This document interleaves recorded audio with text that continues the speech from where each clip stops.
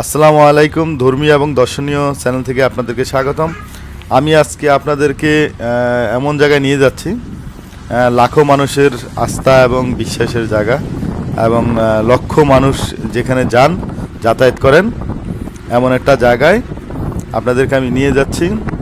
আমার যাত্রা শুরু হয়ে গেল চট্টগ্রামের নতুন ব্রিজ থেকে। আমি এখান থেকে সরাসরি একটা সিএনজি রিজার্ভ করে চলে যাচ্ছি। আপনারা চাইলে সিএনজি রিজার্ভ না করে লোকালভাবে যেতে পারবেন। আপনারা প্রথমেই বাসে গিয়ে তারপর রিক্সা যোগে ওখানে যেতে পারবেন। আমি যেখানে যাচ্ছি তো আমি বলে দিচ্ছি, আমি আসলে যাচ্ছি পটিয়ায় আমির ভান্ডার শরীফ। পুরো নাম হইল হজরত সৈয়দ আমিরুজ্জামান শাহ রহমতুল্লাহ। আমি ওনার দরবার শরীফে যাচ্ছি আজকে। তো আপনাদেরকে আমি বিভিন্ন তথ্য, বিভিন্ন কারামতির কাহিনী বলতে বলতে আপনাদেরকে ওখানে নিয়ে যাব। আপনারা আমার সঙ্গে থাকবেন। আমি বর্তমানে আছি নতুন ব্রিজের উপরে, ব্রিজটা পার হচ্ছি।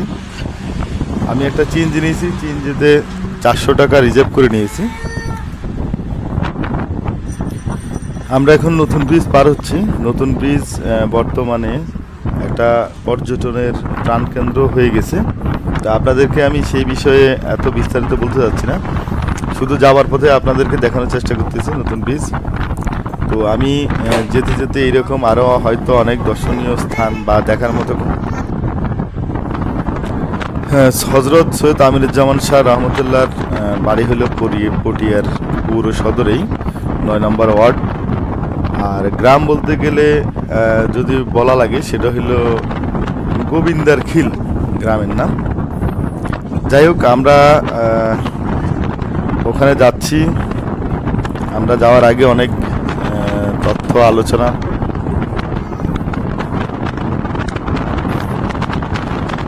হজরত সৈয়দ আমিরুজ্জামান শাহ রহমতুল্লাহর জন্ম ওই গ্রামে, গোবিন্দার খিল গ্রামেই জন্ম ওনার। উনি জন্মেছিলেন 1845 সালে।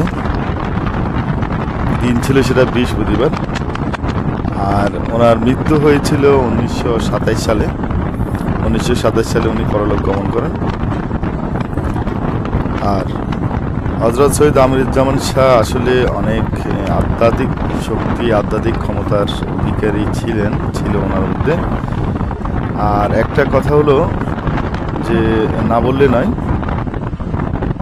উনি এমন একজন লোকের খলিফা ছিলেন যে আসলে ওনাকে তো সবাই আসলে চিনে, সারা বাংলাদেশের মানুষ চিনে। হজরত গাউসুল আজম শাহ আহমদুল্লাহ মাইজভান্ডারী ওনার অন্যতম প্রধান খলিফা হিসাবে স্বীকৃতি লাভ করেছিলেন হজরত সৈয়দ আমিরুজ্জামান শাহ। যাই হোক, আমরা কথা বলতে বলতে আমরা নতুন ব্রিজের টোল প্লাজা পার হচ্ছি।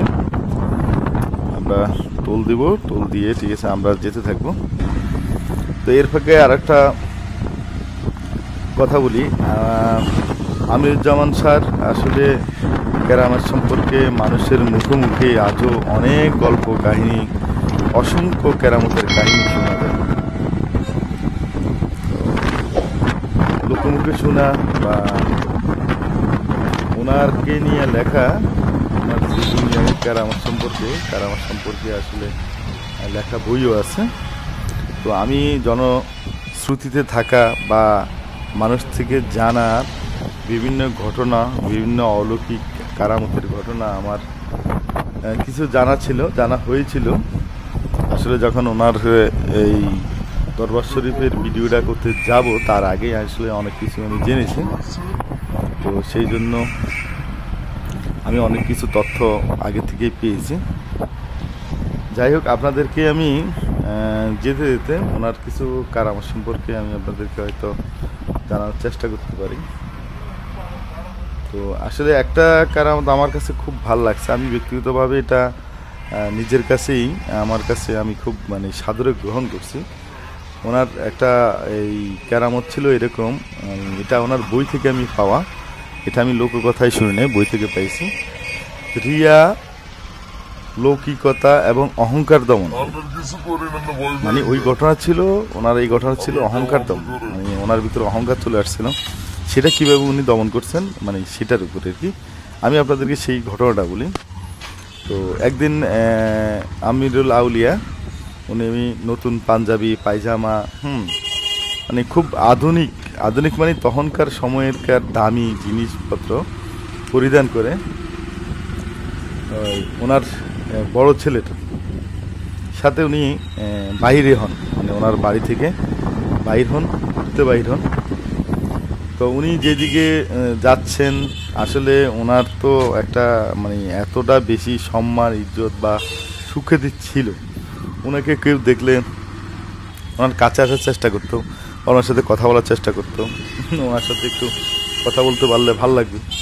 তো উনি যখন যাচ্ছেন এই নতুন পাজামা পাঞ্জাবি এত সাজসজ্জা করে, অনেকেই ওনার দিকে মানে তাকিয়ে থাকলেন যে হুজুর আজকে ঠিক আছে অনেক মানে সুন্দর নতুন জামা কাপড় পরছে, মানে মনের ভিতরে একটা ঠিক আছে ওনার ভিতরে একটা মানে ভাব বা একটা এইরকম কিছু চলে আসছিল। যাক, তারপর উনি যাচ্ছে এদিক সেদিক ঘুরে করলো, করার পরে তো উনি অনেক দূর যাওয়ার পরে উনি জিনিসটা নিজে উপলব্ধি করতে পারলেন। উপলব্ধি করার পরে উনি কি করছে, একটা জায়গায়, সেই জায়গাটা ছিল আদালত পাড়া, আদালতের সামনে, এখানে অনেক মানুষজন ছিল। ওখানে যাওয়ার পরে উনি কি করছে, মাটিতে গড়াগড়ি শুরু করছে। আমি এর ফাঁকে বলি, আমরা কিন্তু আমরা দরবার শরীফের উদ্দেশ্যে আমরা কিন্তু ঠিক আছে অলরেডি চিংড়ি থেকে নেমে রওনা দিচ্ছি, পায়ে হেঁটে রওনা দিচ্ছি। আমরা মেন রোডে চিংড়ি ছেড়ে দিয়েছিলাম, কারণ আমরা হাঁটতে হাঁটতে যাবো ভিডিও করার জন্য আর কি। আমরা রাস্তার পাশে থাকা মূল গেটটা অলরেডি পার হয়ে গেছে, আমরা হাঁটতে হাঁটতে দরবার শরীফ পর্যন্ত চলে যাব, আপনারা দেখতে থাকুন। তো যেটা বলতেছিলাম, যখন আমিরুল আউলিয়ার যখন সেটা মনে হলো যে আসলে আমার ভিতরে বা ওনার ভিতরে একটা ইগো কাজ করা শুরু করলো, যে সবাই তাকিয়ে আছে, সবাই ওনাকে দেখার জন্য খুব আগ্রহের সহিত তাকাচ্ছে। উনি কী করছে, ওই আদালতের ওখানে সামনে যে খালি জায়গা মাঠ, উনি ওখানে কী করছে, হঠাৎ করে গড়াগড়ি শুরু করছে। অনেকক্ষণ গড়াগড়ি করলো, গড়াগড়ি করার পরে ওনার গায়ের মধ্যে ধুলাবালি, জামা কাপড়ের মধ্যে ধুলাবালি লাগিয়ে ফেললো। ধুলাবালি যখন ওনার গায়ের মধ্যে সারাসরি লেগে গেল, ওনার ছেলে খুব রাগ হয়েছিল, বাবা এটা মানে কি করলো। তো আমরা মাঝখান দিয়ে আমি আবার চলে যাই অন্য ঘটনায়। আমরা কিন্তু আমিরুল আউলিয়ার মূল বাড়িতে চলে আসছি, বাড়ির মুখে, এটা বাড়ির প্রথম অংশ। আমরা আস্তে আস্তে ভিতরে যাব, এটা প্রথম অংশ। এখানে ওনাদের আওলাদ গোষ্ঠী আছে অনেকে, ওনাদের বাড়িঘর আরও ভিতরে তো আছেই, এটা মুখের দিকে রেখে। তো যাই হোক, এখন উনি এটা কেন করছেন, উনি আসলে যে ওনার ভিতরে আসলে যেই একটা অহংকারের মতো কিছু আসছিল, তো এটা ওনার কাছে যখন মনে হয়েছে, তখন উনি কি সারা গায়ে মাটি দিয়ে গাওটা নোংরা করে বলছে, যেন তাকে মানুষ এই যে নতুন জামা কাপড়গুলো দেখে মানুষ যেভাবে তাকিয়েছিল, যেন মানুষের এই নজরটা কিছুটা সরে যায়। তো এটা যে ওনার একটা মানে কি বলতাম, যে একটা আসলে যারা এরকম মানে সত্যিকারই পীর আউলিয়া ছিলেন, তারা কখনো মনের ভিতরে অহংকার যেন না আসে সেইভাবে চলতেন।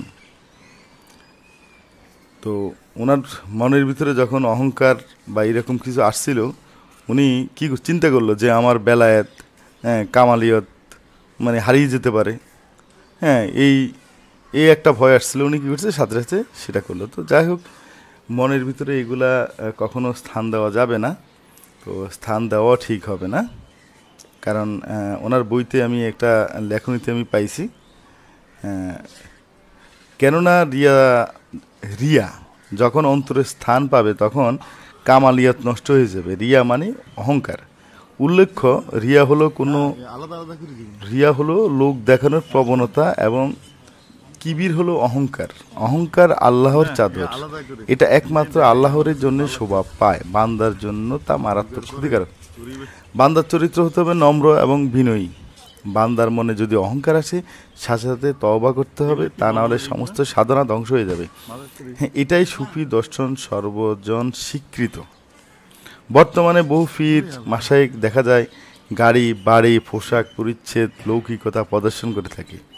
রিয়া ও অহংকার যেখানে বিদ্যমান, তারা কি নফস আম্মারাকে দমন করেছে। রিয়া থেকে মুক্ত থাকতে হবে। হুঁশিয়ার, সাবধান হে মানব সম্প্রদায়।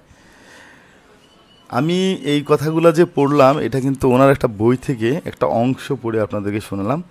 তো আমার কথা হলো, আসলে সত্যিকারের পিরাউলিয়া যারা, তারা তাদের ভিতরে অহংকার অহমিকা কখনোই ছিল না। আর আমরা বর্তমানে আমাদের পিরাউলিয়াদের সম্পর্কে আমরা জানি, আমরা দেখি বিভিন্ন হুজুরেরা কি করে, এটা আমরা জানি। তবে পরিশেষে আমি বলবো, আমি কোনো পিরাউলিয়া বা কোনো হুজুরদের নিয়ে কোনো মন্তব্য করতে চাই না, আমি ব্যক্তিগত চাই না, কারণ আমার ওই যোগ্যতা নেই। আগে আমি কতটা সৎ, আমি কতটা ভালো, এটা যতক্ষণ পর্যন্ত আমি বুঝতে না পারবো বা আমি আল্লাহর খাঁটি বন্ধ হইতে না পারবো, আমি কারো ব্যাপারে সমালোচনা করতে পারি না। অনেকেই করে, বাসক তো নামাজ ঠিক মতো পড়বে না, এবাদত করবে না, কিন্তু বড় বড় হুজুর মালানা পীর আউলিয়া ঠিক আছে নিয়ে আলোচনা করবে, হ্যাঁ, গবেষণা করবে। কেউ বলবে এই হুজুর ভালো না, বদমাইশ, কেউ বলবে মাজারের পূজারি, কেউ বলবে মাজারের ইয়ে করে। আসলে আপনি মাজারে বা পিরাউলিদের দরবারে কেন যাচ্ছেন? আপনি যাচ্ছেন ওখানে সিজদা করার জন্য? তা আপনি তো জানেন না, আপনি তো মুসলমান না। আপনি ঠিক আছে কোনো আউলিয়ার দরবারে সিজদা কেন করবেন? সিজদা তো আল্লাহকে করবেন। হ্যাঁ, পিরাউলিদের দরবারে যাবেন, উনি একটা আল্লাহর প্রিয় বন্ধু ছিল, হয়তো ওখানে গিয়ে ওনার জিয়ারত করবেন, বা ওখানে হয়তো দেখার জন্য গেলেন, অনেক গল্প কথা শুনছেন একজন আউলিয়া সম্পর্কে, দেখতে গেলেন, এইসব কারণে। তো যাই হোক, আসলে যে যেভাবে নেয়, যার যার দৃষ্টিভঙ্গি যেরকম, সে সেভাবেই দেখে। আমি, আমার দৃষ্টিভঙ্গি ভিন্ন। আমার কথা হলো, কোথাও যদি কোনো পিরাউলিয়ার দরবার থাকে বা ভালো, আমি জানি, শুনি, হ্যাঁ, আমি তার মুরিদ হইতে হবে এরকম কোনো দরকার নাই, আমি মুরিদ হইতেও চাই না, আমি দেখতে যাই, আমার ভাল লাগে, আমি দেখি পিরাউলিয়ার দরবার ঠিক আছে, দেখে আসি, যাই, ওনার সম্পর্কে জানার চেষ্টা করি। তো সেই কারণে আমি বিভিন্ন দর্শনীয় স্থানে যাই। তো বিভিন্ন ঠিক আছে, যেখানে দর্শনীয় স্থান বলতে পুরানো বিভিন্ন স্মৃতি মুসলমানদের, এরকম অনেক জায়গায় আমি গেছি। তবে আসলে সব ভিডিওগুলো করা হয়নি। আমার একটা চ্যানেল হবে, সেটাও আমার কখনো মাথায় ছিল না। তো তাহলে আমি বাংলাদেশ এবং যেখানে যেখানে বাংলাদেশে যেখানে যেখানে গেছি বা বাংলাদেশের বাইরে, আমি চাইলে এগুলো ভিডিও রেকর্ড করে রাখতে পারতাম, তথ্য আনতে পারতাম, আনি নেই।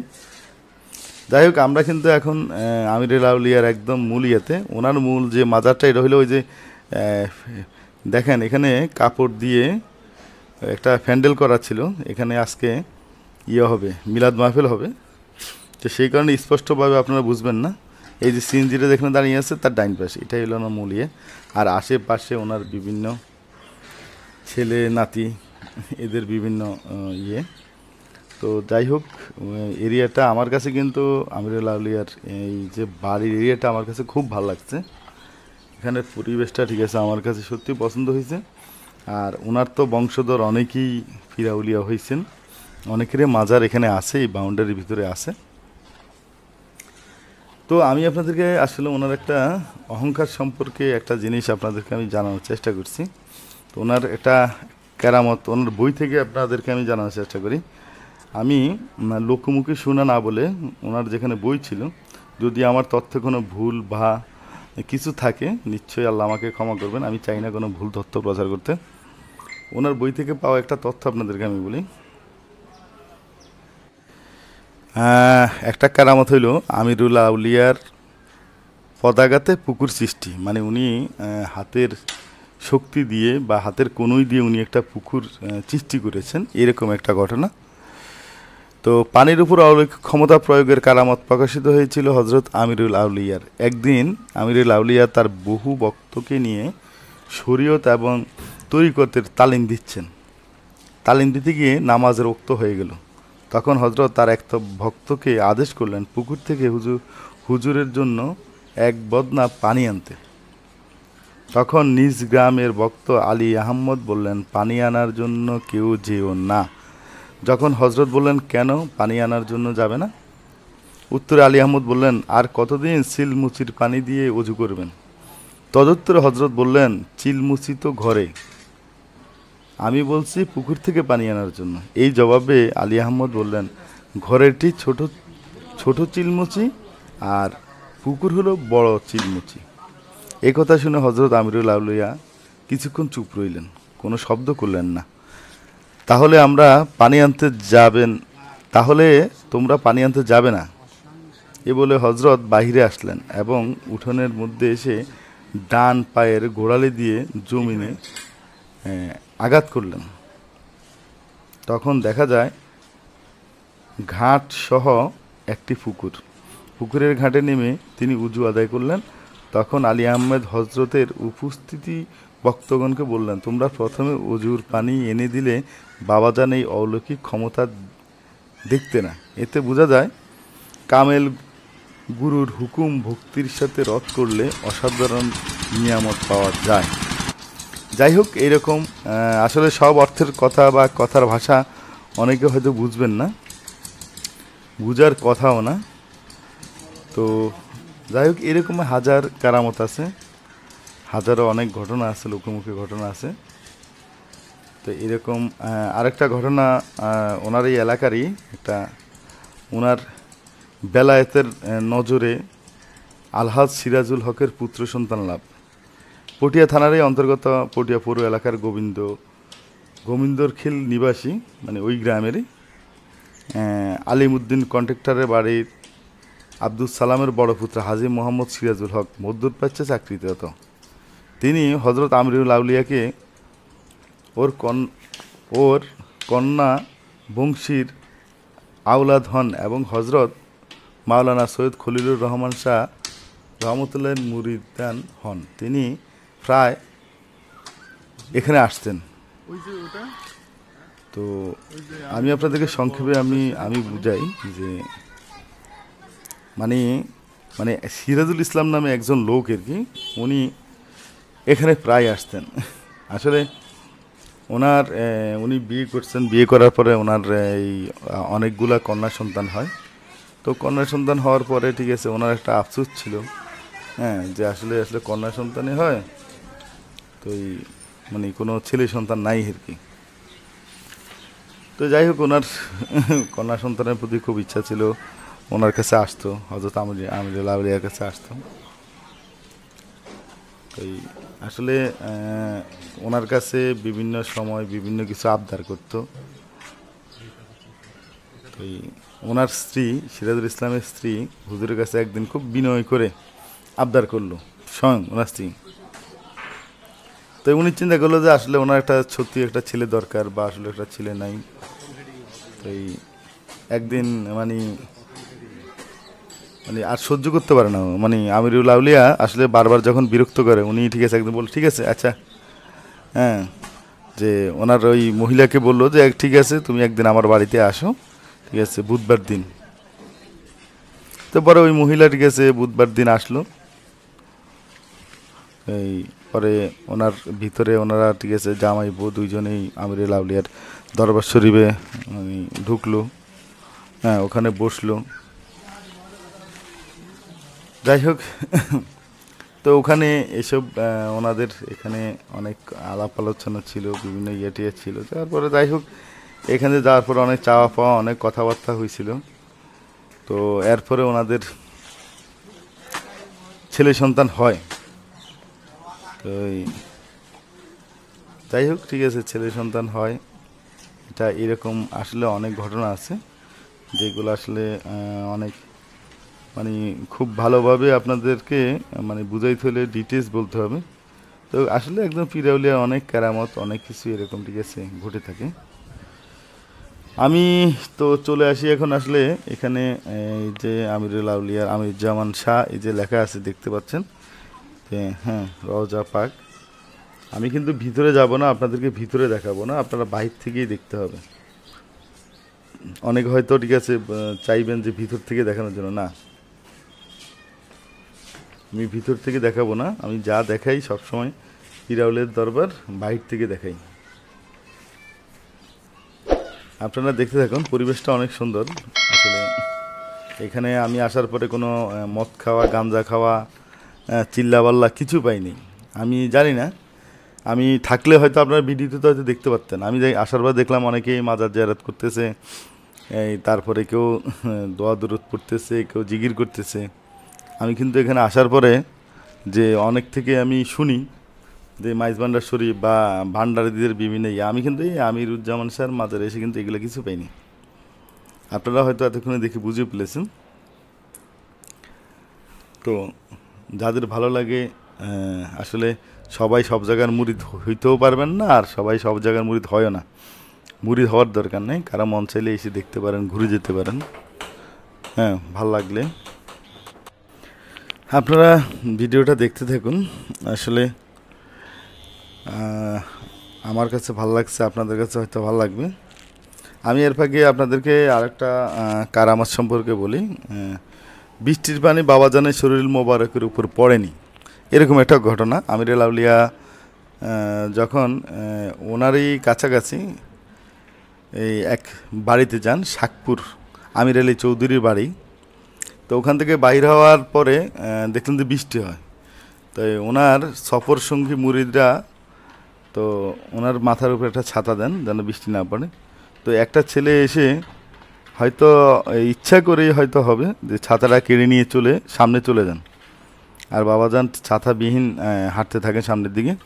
পরে অনেক দূর হাঁটার পরে উনি ওই ছেলের সাথে দেখা হওয়ার পরে তো মানে ওই ছেলেকে বলতেছে, দেখো এই তো বৃষ্টি হয়েছে, আমার গাও কিন্তু একটু ভিজেনি, তুমি চেয়েছিলা যে আমি ভিজে যাই।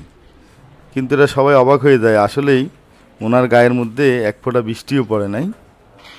তো এরকম কারামাত আরও অসংখ্য অসংখ্য আছে। তো যাই হোক,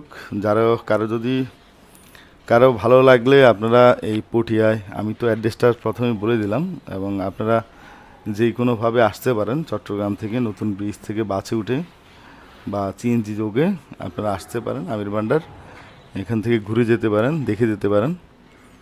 তো ভিডিওটা দেখতে থাকুন, আমি আপনাদেরকে পুরো এলাকাটা দেখানোর চেষ্টা করতেছি। আপনারা দেখতে থাকুন, আমিও পুরো এলাকাটা ঘুরে ঘুরে দেখাচ্ছি।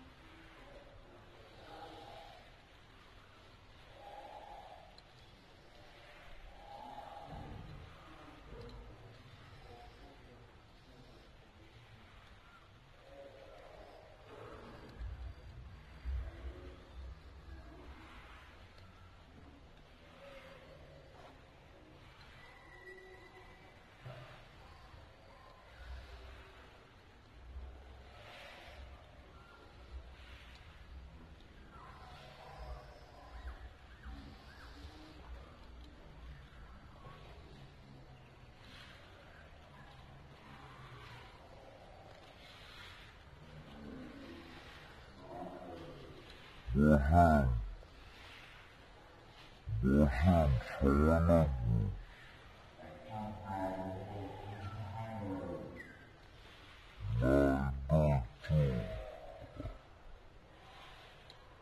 Your hand